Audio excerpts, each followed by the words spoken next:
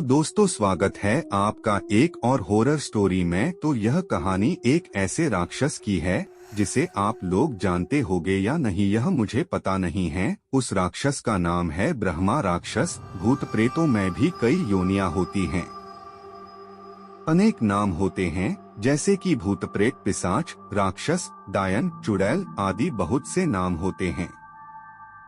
तो दोस्तों मैं आपका समय बर्बाद न करते हुए अपनी कहानी पर आता हूँ। हमारे गांव में एक ब्राह्मण रहते हैं जिनका नाम है नत्थी लाल। लोग उन्हें शर्मा जी कहकर बुलाते हैं।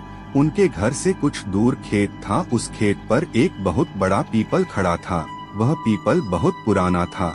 कुछ समय बाद उन्होंने उस खेत पर घर बनवाने की सोची। पहले वाला घर बहुत छोटा होने की वजह से उन्होंने खेत पर घर बनवाने की सोची। उन्होंने उस पीपल को काटकर अपना घर बनवा लिया।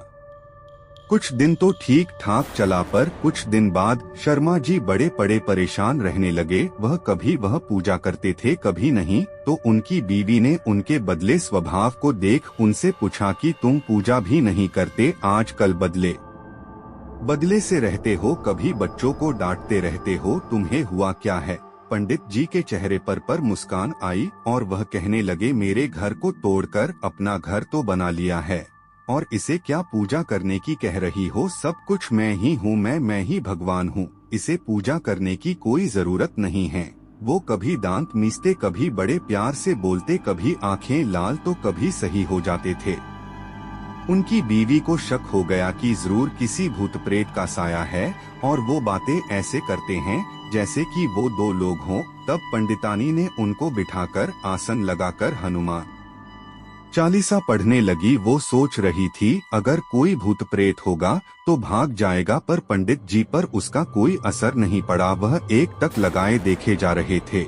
उसने काफी मंत्र पढ़े, गायत्री मंत्र।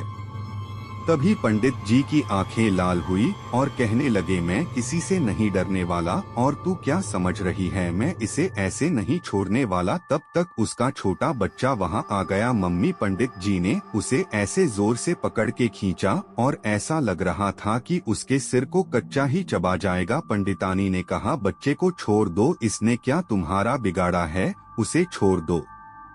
पंडितानी ने विनती की, बड़े नम्र भाव से कहा कि उसे छोड़ दो। तो उसने उस बच्चे को छोड़ दिया और कहा कि मैंने तुम्हारे इस नम्र भाव की वजह से इसे भी छोड़ रखा है, नहीं तो मैं इसे कब का मार चुका होता। उसने फिर पूछा, तुम कौन हो और मेरे पति को तुमने क्यों बस में कर रखा है?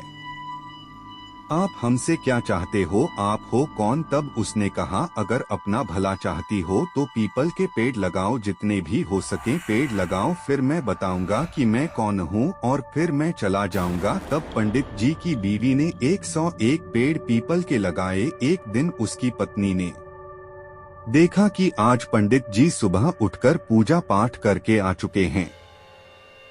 तब पंडितानी से पंडित जी बोले, मैं तुम्हारे पति को आज छोड़ के जा रहा हूँ, तुम सदा सुखी रहो, तुम्हारे आचार विचार बहुत अच्छे हैं। मैं ब्रह्मा राक्षस हूँ, वैसे मैं किसी को नहीं छोड़ता और नहीं किसी से डरता हूँ। मैं ब्रह्मा राक्षस हूँ, ब्रह्म राक्षस। हाँ, तुम्हारे पति ने मेरे पीपल को काट दिया था जिस पर मैं हजारों सालों से रह रहा था।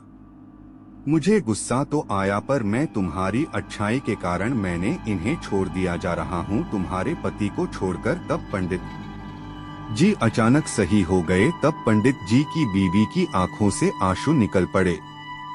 तो दोस्तों, अगर बुरे के साथ तुम अच्छा करोगे हो तो एक दिन वह भी अच्छा हो जाता है। तो दोस्तों, कैसी लगी ये हॉरर स्टोरी कमेंट करके जरूर बताना। मिलते हैं ऐसे ही हॉरर स्टोरीज के साथ। धन्यवाद।